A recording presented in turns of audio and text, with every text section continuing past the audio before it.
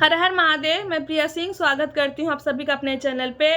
आज बहुत ही प्यारा एक ससुराल का सोहगी सुनाने जा रही हूँ। ससुराल के ऊपर ही गीत है। उम्मीद करती हूँ आप सबको पसंद आएगा। ससुरे का हाल सुना जी के जंजाल सुना अवरो बवाल सुना हो। ससुरे के हाल सुना जी के जंजाल सुना अवरो बवाल सुना हो। सखिया भोरे भोरे सासु मोरे उठावे त झगड़ मचावती हो।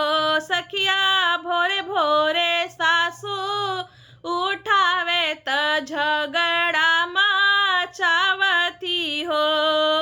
गोती न बोलाइली सखिया बोलाइली आंगने बैठाइली आंगने बैठाइली हो। सखिया ने गवा में पियरी देखावती हम का सतावती हो। सखिया ने गवा में पियरी देखावती हम का सतावती हो।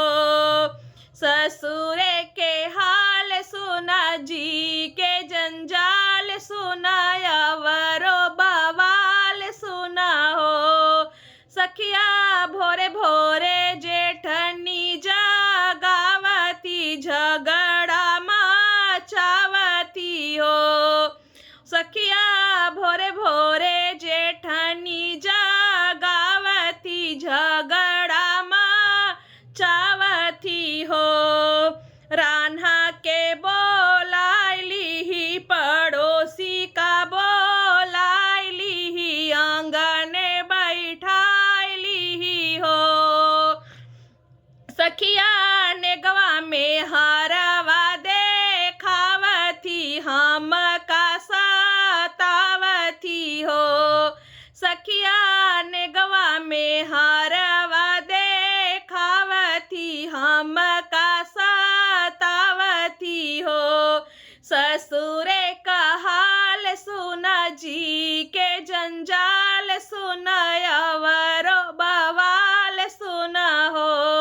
सखिया भोरे भोरे ननदी जगावती झगड़ाला गावती हो। भोरे भोरे ननदी जगावती झगड़ाला गावती हो। सखिया बोलाइली सहेली बोलाइली आंगने बैठाइली हो।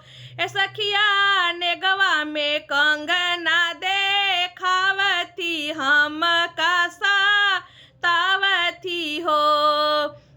सखिया ने गवा में कंगना देखावती हम का सतावती हो। ससुरे